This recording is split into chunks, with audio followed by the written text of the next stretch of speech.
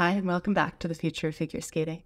I'm your host, Anna Keller, and I'm so excited to bring you this conversation with Gabriella Papadakis. With her ice dance partner, Guillaume Cizeron, Gabi is the 2022 Olympic champion, the 2018 Olympic Silver Medalist, and a 5-time world champion. She's been taking a break from competition the last 2 seasons and skating in shows with Guillaume and exploring life away from the rink. Gabi has been vocal about support for opening up dance to teams of any gender. And in 2023, she and Madison Hubbell shared a video of them building a program together. Gabi and I talked about partnering and improv, the process of coming out as queer, and the pressure it put on women skaters to conform to rigid standards of femininity. This was a really delightful conversation, and I hope that you enjoy it. So, Gabi, thank you so much for talking with me. I'm so excited to have you on the podcast. How have you been? What's life been like for you lately? Yeah, I've been well. I've been traveling so much all the time for tours and whatnot. So it's been fun. But I miss being home sometimes. But no, otherwise, no, it's been great. Yeah. Yeah, so it's been 2 seasons now that you've been off from competition. What have some of the highlights of that experience been like so far? I mean, definitely the touring life has been interesting to explore.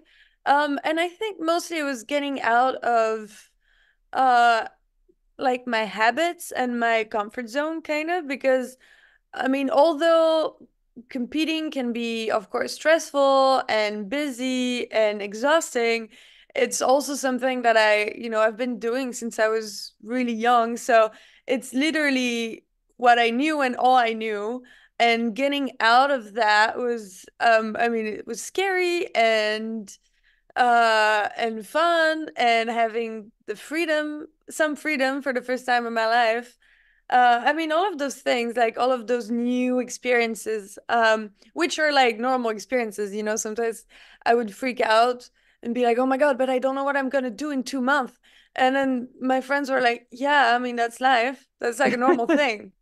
Knowing what you do in the next 4 years is what's not normal.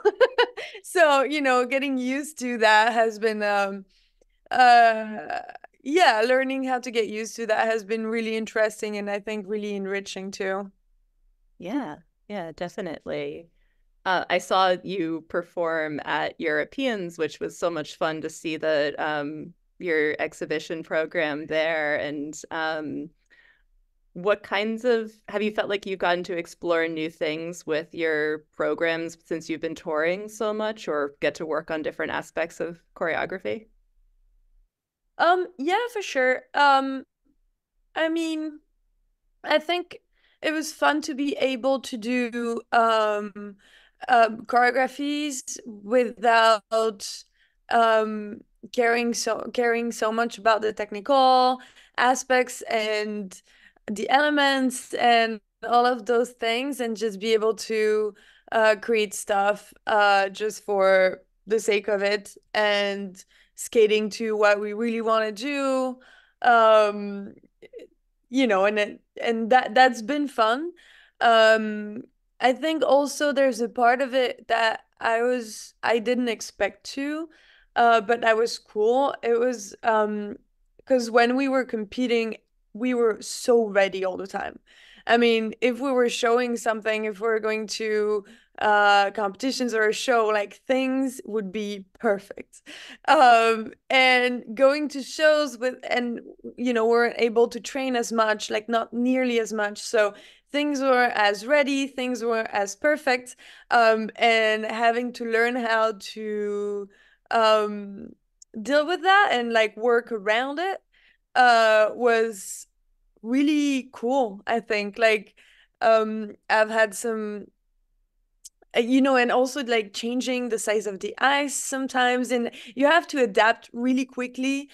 Sometimes you even have to, at least parts of the choreographies, to improvise a little bit, like a tiny bit, but a little bit still, and much more than we were doing in competition. I think it was a cool muscle to learn how to use, I guess. Yeah. Yeah. Have you ever worked on improvisation techniques as, as part of your training or as something to explore like that? Not at all. Yeah. Not at all. I mean, maybe like 2 or 3 times in my life. Like I improvised a little bit when we choreograph, but still, it's not like that. It's not big chunks of improvisation. Um, and so no, I realized no, like this is like figure skating is the opposite of improvising. Um, literally, which is fun. Like I love, love, love. I'm someone who loves repetition and doing the same thing over and over until I get it. So, I'm a bit of a perfectionist that way. So I really like it, but at the same time, I think it was also cool to develop my improvisation abilities.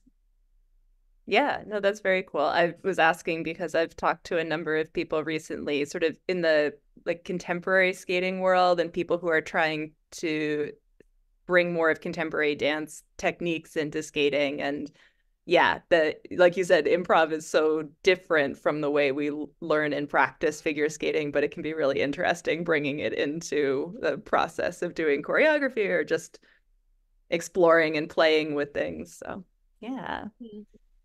And speaking of choreography, you did programs this year for Lorine Schild, and what was that experience like working with her?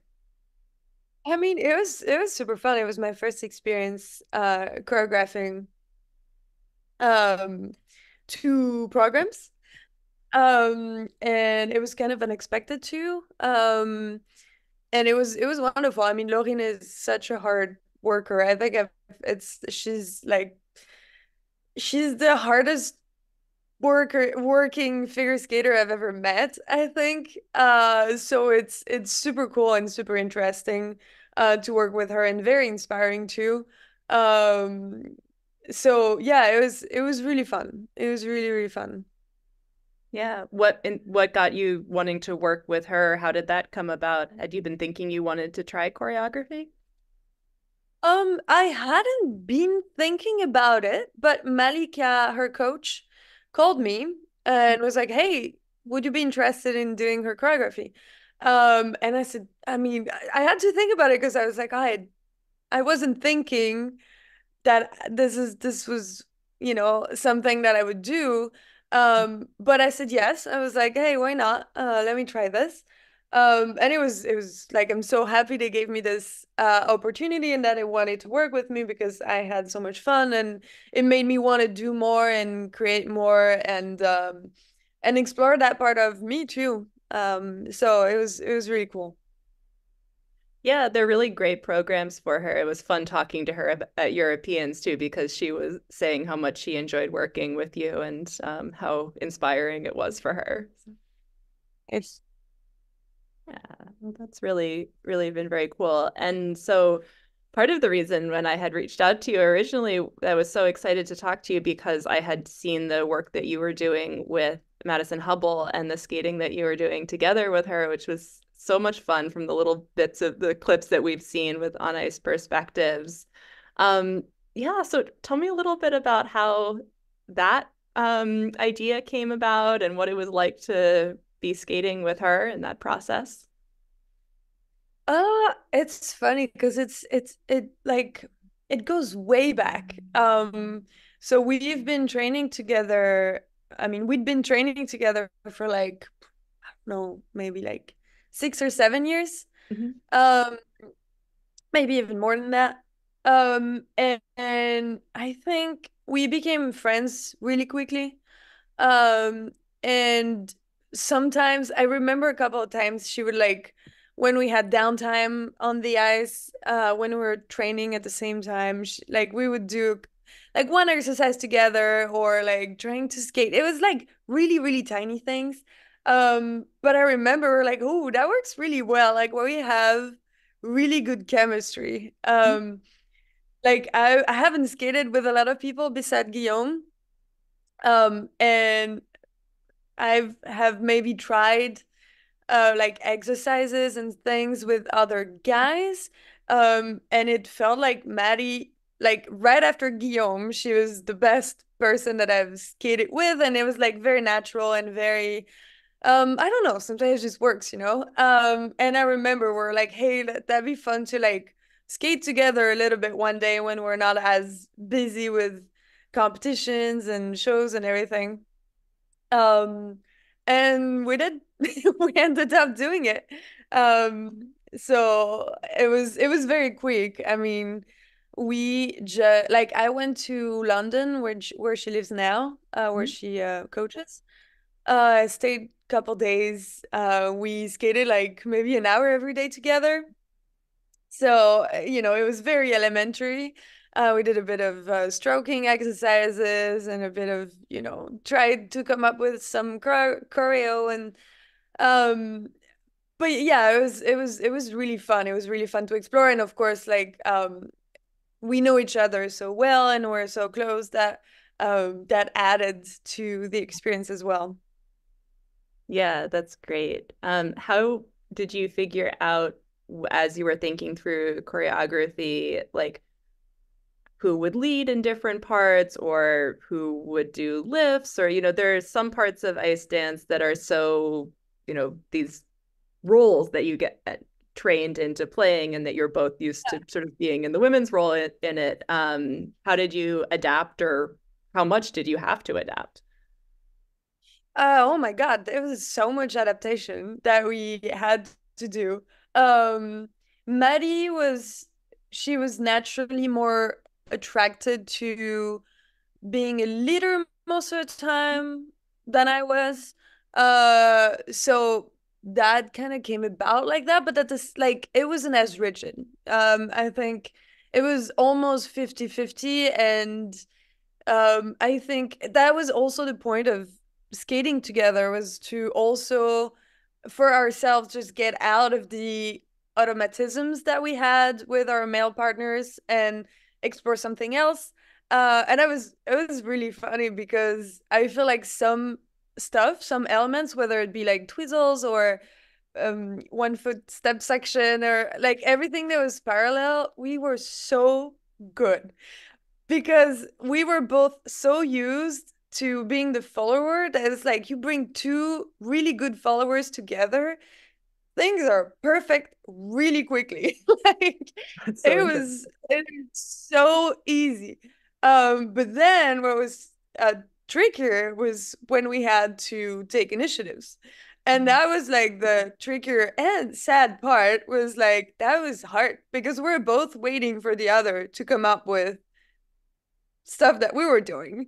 And that was like some awkward moment where we both realized like, oh wow, we are not used to that. Like like, and it makes sense because we both were taught since we're really young, like, yeah, the girl is follows the man who is the leader, and the guy decides where to go and what to do, and your job is to follow. And like I worked really hard at being a good follower, but I never developed my autonomy, kind of, I never like it's a muscle, and I never developed it.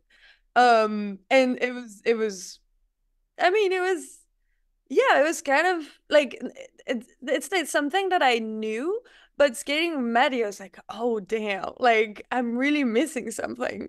Like, and I mean, it was cool to explore that. I don't feel that in a couple days. I I became like, you know what I mean? I became super autonomous and a great lead, and but it was definitely fun to explore and see that happening in my body. And yeah, just realize also what I had been taught and what I developed, and and I still like following is something that I love when I'm dancing, when I'm I mean, yeah, actually just when I'm dancing. I don't like following in real life. Um so it's definitely always going to be something that I love, but it made me realize I also want to work on, just developing my other skills and my leading skills as well. Yeah, yeah, and it doesn't always have to be such a rigid thing where you always know like, who's in what role too. I find that so interesting. And seeing what you were able to do even with such a short amount of time, I think it was very inspirational to me. And I know just from seeing the reactions that people have had about, how much creativity and interest it was generating among skating fans too. So hopefully that was as well as interesting for the two of you. Also, it really showed a lot of people that this idea of, oh, you could have a pair of skaters of any gender like skating together, and it's not some crazy idea. Like, look at how cool it can be. So it was very fun to see that broader as well. Yeah, it was definitely part of the purpose. Because I think both Maddie and I thought and had been talking for a long time that like same-sex figure skating could be really cool and could bring a lot to the sport. But I think talking to people, we realized that most people didn't think it would be good. Like they weren't for it. Um, and we realized that it's mostly because people don't have example. And I think when you see something that you realize like, hey, it's actually not bad, why not. And so I think we both wanted to do it also to just to offer it to the world, kind of being like, hey, this could exist as well, like this could be cool. Do whatever you want with it, but it is an option, which we both cared about doing a lot. Yeah, definitely. And it was very cool to see this year there were a couple of novice teams in Canada that were two girls skating together. I don't know if you got to see any of those videos, but it was really fun to see what's Oh, I starting to be didn't. more These possible. people listening to the podcast, send me those videos. I want to see them. I will. I will. There were a couple of I don't know exactly what level they were at, but they were at the like novice and pre-novice Canadian championships, and there were they were really great though, and it was fun to see like I was laughing because I do pairs with my skating partner is a woman, and so we were talking about how it's great to see examples of all different levels because we are happy to be part of this change, but we don't want to be we don't want our skating to be the face of it because we're like beginner level pairs, an adult pair team, and we're like, we need to have examples of people like you and Maddie to being out there as as the face of it so that then we can be like, great, we're at the like beginner, we just want to skate level, and then we can see what's possible when you take like two Olympic medalists and put them together as well. So it's great. Nice. Well, that makes me so happy. Yeah, that makes me really happy. And I don't remember what I was gonna say, so let's move on. That's okay. You can come back to it. No, I thought it was super No, no, interesting. no, no, no. I remember what I was gonna say. Yes.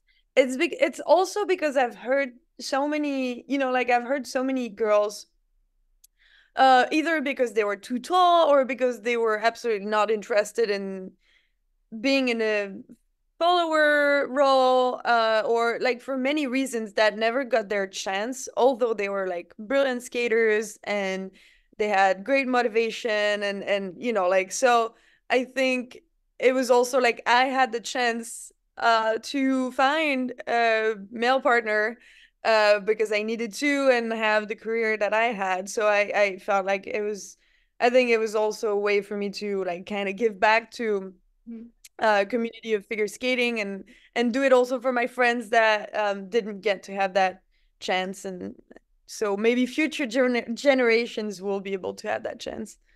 Yeah, I really hope so. I think it's really exciting to see people embracing it. And I think a lot of people that I've talked to, more than I was expecting, I think are really open to the idea. They maybe are a little hesitant until they like really think it through and see it, but it's not a, knee-jerk reaction of no, you can't do it. And so it's been cool to see, I think, that some of the change and openness happening faster than I might have thought. And yeah, so it's great to see that you all are part of that.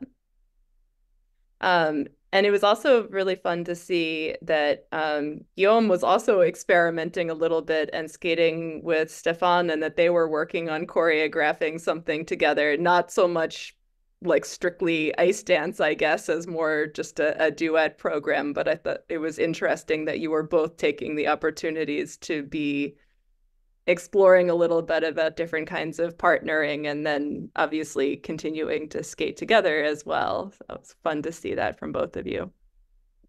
Thank you. I was gonna ask. Oh, the other thing I forgot I was going to say was that the junior pattern this year was a great example of the lead and follow switching and having them do both sides of it. And so I hope that that was also a good example for all of the those junior skaters, that they could have the skaters skating the reverse steps, and that it was a little awkward at first and then everyone learned how to do it, and that maybe by the end of the year it didn't feel so awkward anymore. Yeah. I think it's great that the sport pushes also to break the rigid roles between leaders and followers, and to be able to, you know, explore different things. Like when I do contemporary dance, it doesn't matter who I'm dancing with. There's no clear role, and I think it adds so much more richness to the dance and the movement, and I don't see why skating should be different. Yeah. Um, I wanted to ask you, because you've been more open in this year talking about a little bit more about your sexuality, and I think that you came out as bisexual this year, or at least I've seen you be more open about it this year. And I wanted to ask, yeah, yeah, I guess. yeah. Yeah. Yeah, no, I wanted to ask if that was something that you felt like you were freer to talk about now that you were not competing, or this was just felt like the right time for you to be sharing more about that part of yourself. Yeah, I think I had the slowest coming out of like the entire planet. I like I feel like I started coming out when I was 15, and then kind of like reversed came out, kind of being like I just basically stopped talking about it. And so and little by little kind of started talking about it more, but I never really came out per se. Like it was, I think I was like, hey, I tried coming out when I was 15.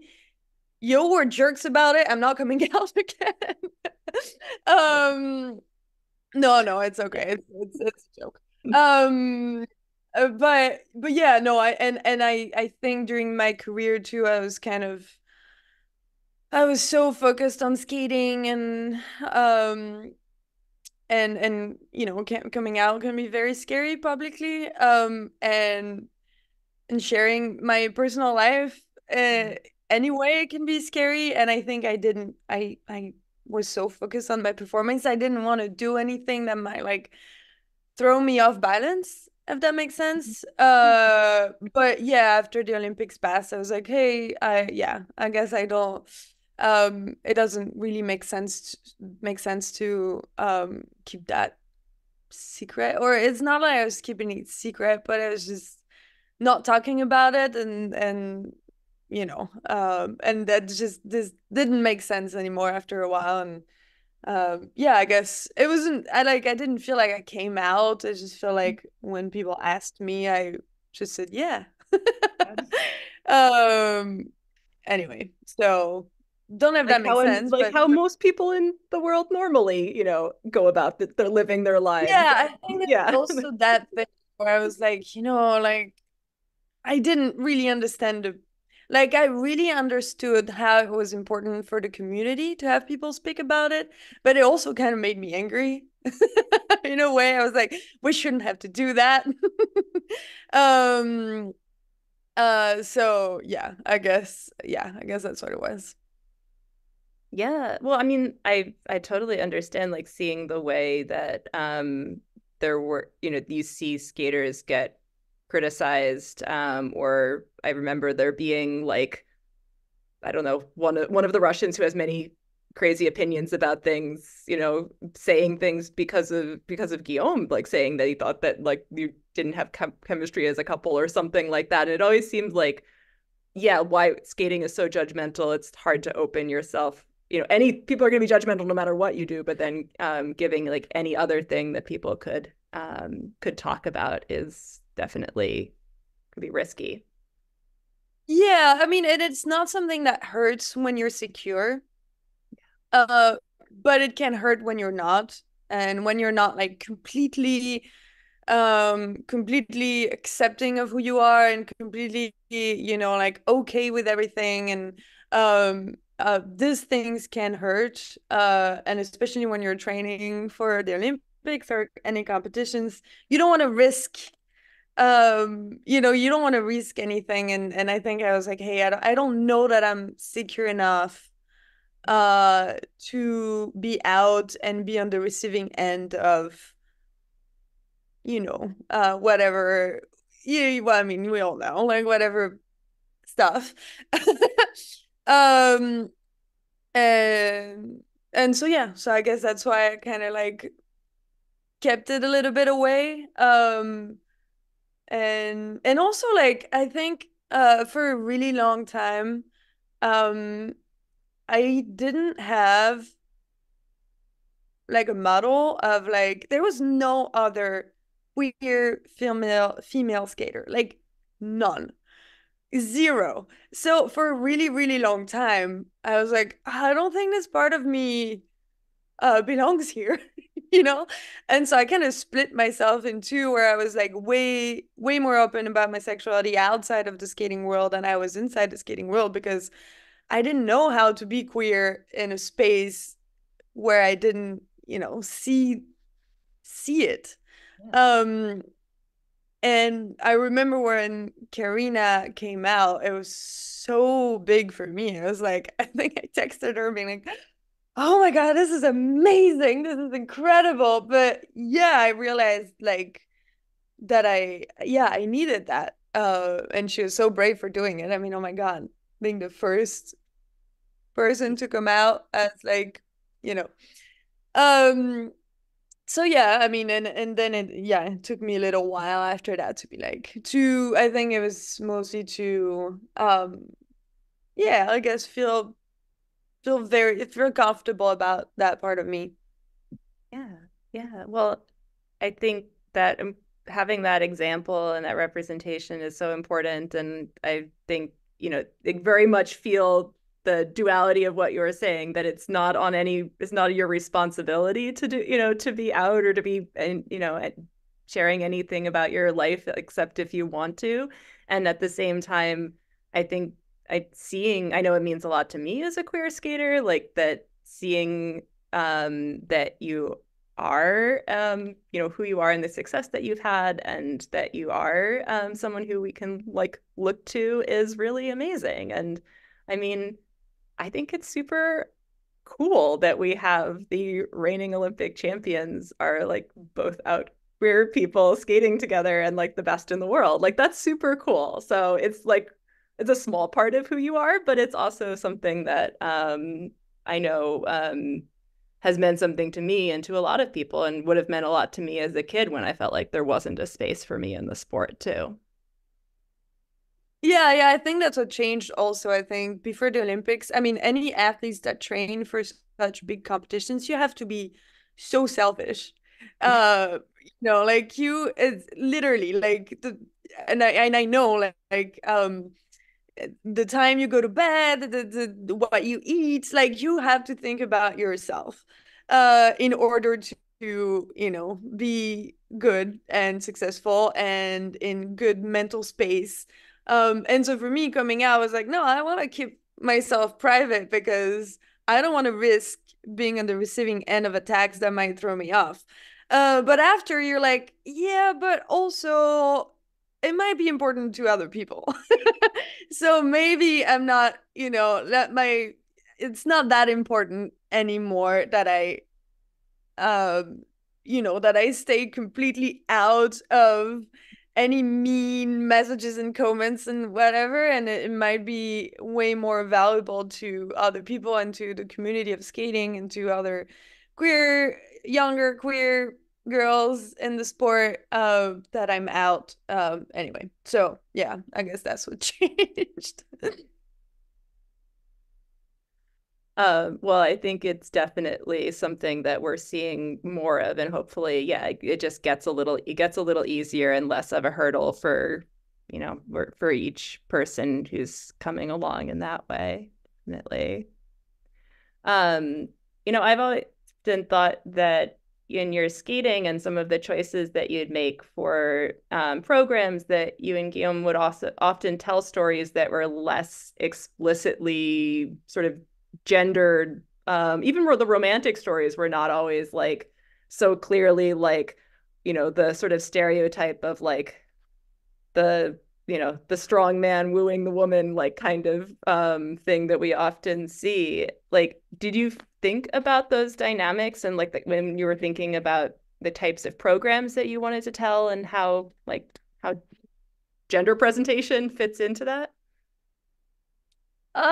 Not until late in our career, I would say. I think most of that happened just because we weren't good at being super gendered, to be honest. And it was never something that was very natural. And like I remember when I was young, like I had coaches or federations or stuff that were like, "Oh, we worked so hard for Gabi to be a girl," like, which is like horrific, but it just shows you how, unnatural it is for me to uh be like that. I don't know, to portray that like It's such a narrow version of what a don't girl even know is what it too. Yeah. Yeah, exactly. Like I don't even know what that is, but I guess I wasn't good at doing it. And so I think it was just not super inspiring to us um to just portray that. And even if we were sometimes doing romantic stories, we didn't do it a lot, but even when we were doing it, I mean, we were still like moving in our own way um and portraying a love story in our own way. And I think it came later on where I started realizing, I was like, I feel like what I feel like I'm being asked do not like it does not make sense to me.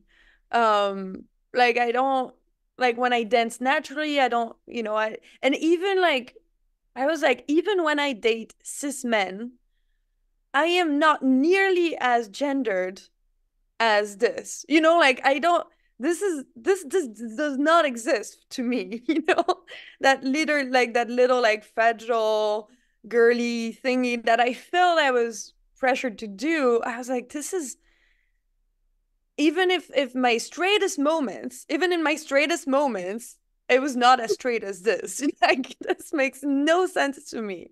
And so I was like, and it's not interesting to me, it's not inspiring. um Even my friends who are watching me skate, they're not, like I also skate for my friends. Like I want my friends to think I'm cool. And they don't think this is cool. So what am I doing this for? It makes no sense. I'm not saying like, of course, a lot of people are inspired by that. They want to do that. Go for it. Do it. If that's your thing, do it. It was not mine. And so I think at some point I just let it go. I was like, I'm never gonna be good at it. I'm never gonna like it. I don't think it's necessary. So, bye-bye. But I think that being true to yourself is, part of what allows you to be great and creative. And then you see so many other people who have tried to skate like you now and to copy, to find ways to emulate your style. And so there's something to be said for like whether you're doing it consciously or not, just having the courage to be yourself and be comfortable and be creative with that. I think it's probably why I was always drawn to your Like, skating too. Thank you. I mean, it is enormous flattery when people try to emulate us. I think it's normal. I mean, when I was younger, I tried to do the same thing as the people on top were doing. I think it's the normal thing. Whoever's gonna be on top, people are gonna try and do similar things. So it's just cool. I'm happy about it. But I think it's funny to me because I feel like my style, not all of it, but part of it developed because I wasn't like, I tried so hard. Like, I remember I tried so hard to skate like Tessa. And I realized it was not working and I could never, you know what I mean? Like, it was so bad that at some, like, I think my style really developed when I was like, you know what? I'm gonna stop trying to do things that I'm bad at and see what comes out of it. Like, see what comes out of that. And what came out was like the way I skate now and the way I love to skate and what is, I guess, people consider as our style. Um, so I mean, I think anybody's style is developed like that, but it's like you try to copy people, and the day you're like, okay, I'm done doing that, then that's when your style appears. Um, but yeah, no, so it's funny to me. Yeah, no, I very much can see that, and I think it's great that to have. I mean, it's great to have variety, and that's definitely the case. And I'm someone who's like ice dance was always the discipline that I followed the least. And I often, when I would watch it, especially when I'd watch it with my friends who didn't watch skating, be like, what is this? It's so like it's so straight. It's so weird. Like, what is this like 1950s like version of like the world that it is? And I would often think that that was why I would say like, well, I don't really follow any of them except I follow like I was like, but I like Papadakis and Cizeron. You should watch them. And so like I would often point to you as like the like example of like what was to me more interesting. And then as I've gotten to follow skating more and get to like go to a lot more competitions and see more skaters live, I can appreciate a lot more of the different things that people are doing. But I think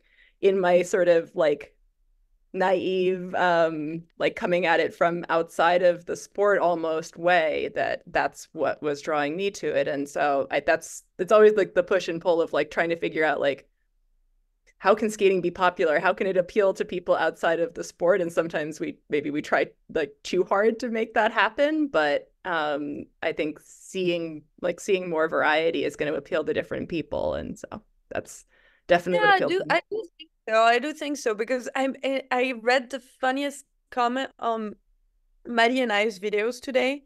It was woman, I think I went to her profile, she was queer, I think, but her comment was, "Oh, I understand now why straight people like straight ice dancing."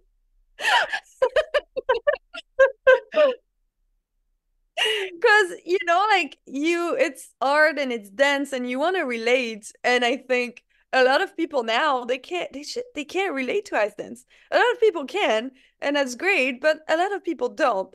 And I think it's cool to also. I mean, I love ice dance. I love figure skating. I wanted to, I want everybody to be able to relate.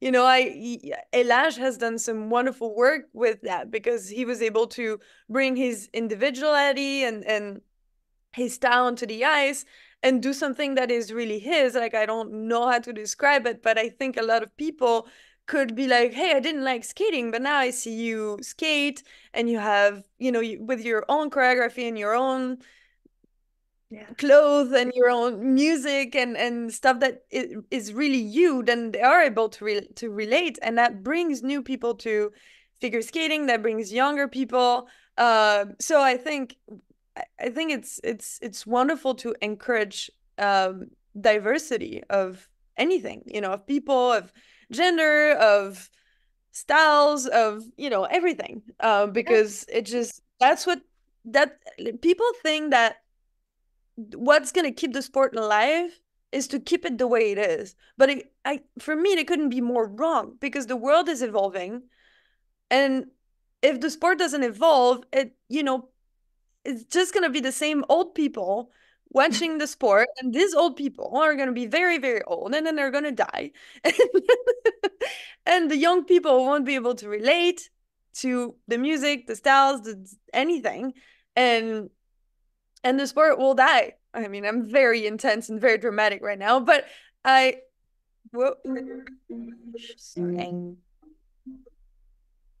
so sorry. No, you're fine. Editing but sport. Yeah, no, sorry. You're good. This is no, I'm being very dramatic. Of course, the sport won't die, but you know, it's just I care so much about the sport. I think it deserves to be more recognized. It deserves to be more mainstream. And it can. And I think encouraging people to be more themselves, and that would help a lot. That would be the way to go. Absolutely. Yeah, I saw the Stars on Ice in Winnipeg a few years ago when I was talking to the people next to me who were there specifically because they wanted to see Elage, and they'd never been to a Stars on Ice tour before. And I thought, okay, now in another, previous year, I think he was the first person who was on that tour who didn't have like a national medal or a world medal or something like that. And so I was thinking like, oh, wow, okay, that says a lot about what draws people into the sport and like the ways that these structures sometimes have to, change or bend around, who gets that stage and everything. But it's cool to see, though. I think there are a lot of people who are trying to push in different ways right now. Yeah, for sure. Absolutely. Yeah. I saw in documentary that you did before, you mentioning that you don't like that the women have to wear competition makeup at the practices.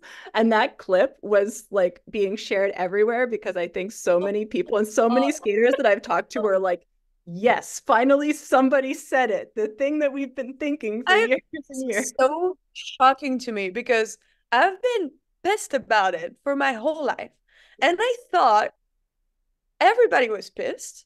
And that was, you know what I mean? That was the way it was. And it was stupid. And, and then I realized when I said that, like I said it in completely like, it was, like as I'm saying, like, hey, tomorrow I'm going to have breakfast. You know what I mean? It was like literally just, it wasn't a big thing. And it became this whole thing where like a lot of people were like, yay, for sure. Oh my God, you're so right. And a lot of people are so mad. They were so mad. Like, and I was like, what are you mad about? That was so shocking to me. Because I had been kind of noticing it and saying that for years. And people were like, yeah, I know it's stupid, but what can you do? I was like, and I think I was like thinking a lot about what appearance, what role and importance appearance had in figure skating and how unhealthy it was for many, many reasons. And I think a lot of every skater has their relationship to appearance. But I realized for me when I started, when I would wake up really early, like 3 or 4 a.m. to do my hair and makeup to be perfect for an official practice that was the same day a competition was, and the competition would be at night, 9 or 10 or whatever. And I was like, I'm waking up at 4 and I'm skipping breakfast so I have time to be pretty for the judges. There's no camera. This is not for me. This is not, what? And I'm skipping sleep and eating to be pretty. This makes no sense to me. I was like, this is stupid. We're athletes. Yeah. My sleep and my eating should be my priorities. you know, and like this does not, I don't think it takes a PhD to understand that. You know? And it's not like theater or something like that you have to do that either. It's like you're ready for the show, but you don't have to walk around every moment of your life like that either. Like I remember still a couple years ago, I could not go to meals without full makeup on. Just meals, like breakfast. Just because I was so afraid that a judge or whatever would see me without makeup and then start telling everybody I was ugly, and then I would not win a medal. Like, can you imagine how fucked up this is? Yeah. Like I realized another time where I realized something was wrong was I was in a changing room right before entering the ice at a competition. And I was looking at all the other girls and I was stressing out because I thought they were all prettier than me. And I was like, I'm never gonna have a chance because I'm not the prettiest girl in this group. And I was like, how, this is ridiculous. This is mental. Like this is, what the fuck is this? Like I should be on the ice being scared about other girls skating, not other girls' prettiness or makeup or hair. You know, like that made no sense, you know. And I love doing my makeup. I love being pretty. I love doing my hair when it's appropriate. But I realized it had way too much space. You know, it had way too much importance. I was like, I need to revise my priorities right now. Like, I need to care about my physical health. I need to care about my mental health. I need to care about whether I have enough energy, enough sleep. Like, this is what I should care about before caring about being pretty, you know? Like, so I think it was like, yeah, that whole rethinking it kind of came. And I think, like, this had also kind of made me a bit bitter about my sport at some moments in my life. And I was like, I don't want to be bitter about my sport. Like, I don't, this is my passion. This is what I love doing. And it's kind of ruined it for me. So I was like, I need to put my priorities in order. And yeah. Yeah, definitely. But it you know, and when you say it, it's like, well, of course that's right. But all the time we see people commenting on appearance and all of these things that have nothing to do with you know, with someone's skating ability. And I see it happen even with people who think they're being, you know, well-intentioned or whatever. It's like it's so hard. It's part of broader society, but it has such a weird such a weird part of the sport. And I always mean, yeah, it's like that in society, but in skating is on crack, you know, like it's literally on crack. Like I have spent so much time in my career caring way more about what I looked like than what I was doing on the ice. And it makes me sad just thinking about it. That's not how it should be. And I think like I also think about all the people who do not feel like themselves in a very, like, in that kind of very feminine expression of gender. Like, I'm okay with it, I like it, but a lot of people don't. And it keeps them away from the sport for reasons that are so stupid and so sad. You know what I mean? Like, I think, you know, when you're a little person growing into the sport and you see that in order to succeed, you have to put on fake eyelashes and hair extension and look super feminine and wear high heels when you're going to the draw and, you know, like all of those things that I'm okay doing, but a lot of people aren't. And then you see that and you're like, fuck that. I'm not going to do that sport. I hate those things. I'm not going to skate. And that is so sad. Like, that is so sad. I think it keeps a lot of talent away from the sport. So, yeah. Yeah.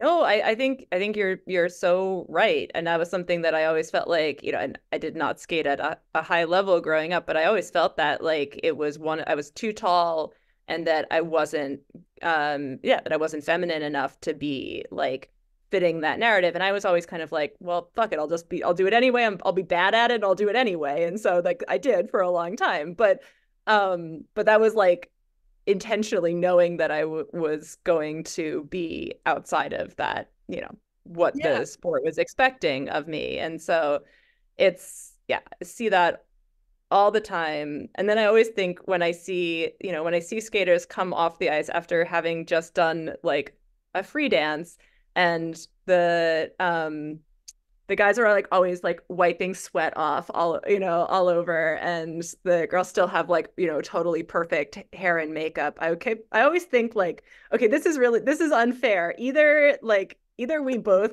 everyone should should do it, or we should make, or like the boys should have to have like foundation and hairspray too, as the contrast is always, I mean, you don't notice it on TV or whatever, but it's always so seeing that. I'm like, you've both just been working this hard, but who's allowed to show it? Yeah, I mean, yeah, for sure. You're right. And I mean, for me it's about freedom too, because I have friends who are like, I was drawn to figure skating because I wanted the makeup and the hair and the sparkles and the dress. Like I wanted to be a princess. And so that's why I was drawn to figure skating. So good on them, do your hair, do your makeup, do your sparkles, have fun. But what about the people that are attracted to sport for other reasons? I think everybody that is, like I'm not attracted to skating because of the sparkles and the dress and the makeup. Like that was never it for me. I was there for the ice and the sensation of the speed and the dance and like the emotions and the expressions. That was what was in it for me. And I maybe for some people it's the technicality, and it's the like it's beautiful that we have such, like a lot of people are attracted to the same thing for different reasons, because it brings so much richness to the sport. So I think it was like, hey, do your makeup if you want to, but also if you don't want to, don't fucking do it. Like we should all be free, Yeah, well, I'm glad that you did say something, because it's good to have that voice out there as a little bit of a counterweight to all of these other narratives that are in the sport too. It's like there's a lot of there's a lot of weight pushing in the other direction. No, I think the first time I said that, like I was at a table at a competition, and the guy next to me was like, "Well, I mean, stop complaining. Like the job of the guy is to be strong, and the job of the woman is to be pretty." And I was like, "Ooh, okay." Yes. As if you're not also needing to be just as strong in a different way. It's like Yeah. Well, I mean, it's what still a lot of people think, and that's what they want to think. But I think a lot of people think differently, and it's cool to be able to express ourselves. Exactly. One other thing that I know you've been talking about more recently is some of the mental health struggles that you had in the past during competition, and that like I feel like that's such a part of the sport that more people are talking about, but it's still really hard to be to be open and to think about like how to deal with like not only the physical strain and everything, but the mental strain that skating in competition can put on you. What do you feel like you're now that you've been away from that part of the sport for a little bit, do you feel like you have any reflections or things that that you would want to do differently in the future, or advise to other people when it comes to like taking care of your mental health as an athlete? I mean, it's a topic that is a little new to me, I would say. So, I still have a lot to grow into, and to explore, and I have a lot of, like I a lot of it has to evolve for me, but I think for me, like, I know we're all like, we need to talk about mental health, we need to talk about mental health, but the weight of talking to mental health falls into the people suffering from mental health challenges and illnesses. And I think that's a problem for me because I don't think that's what it should be. I think talking about mental health should be, what do we implement, as structures? I don't know, coaching staff, federations, what do you do? Do you have resources? Do you offer resources to your athletes? I think it's also about, how do we receive people when they talk about traumas, issues in the sport, survivor of sexual abuse? How do we talk about them? What do you do against bullying? What do you do, against body shaming? I think for me, like, talking about mental health means nothing if we don't talk about this, and we are not collectively trying to do better and be better. So yeah, I think that's the most important thing that I think that's where I'm at right now. Yeah. Well, and getting at like what is causing some of the trauma, as well as just talking about how do we deal with the consequences of it, as both only have anxiety, take a day off. No.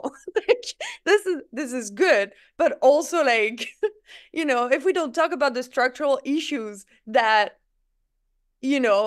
drive people to be traumatized and to develop depression, anxiety, whatever it is, we don't talk about these things, and if we don't take, everybody has a responsibility to create a safer space and a safer sport for athletes, and for everybody in life in general.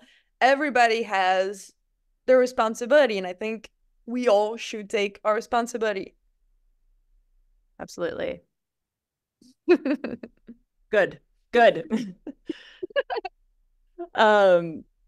No, I love that fierceness, because I think that's the energy. It's like we try to make, sometimes I feel like we talk about mental health in a way where we try to make it like be like pretty and inspirational quotes, and like there's a space for that, but there's also a space for it.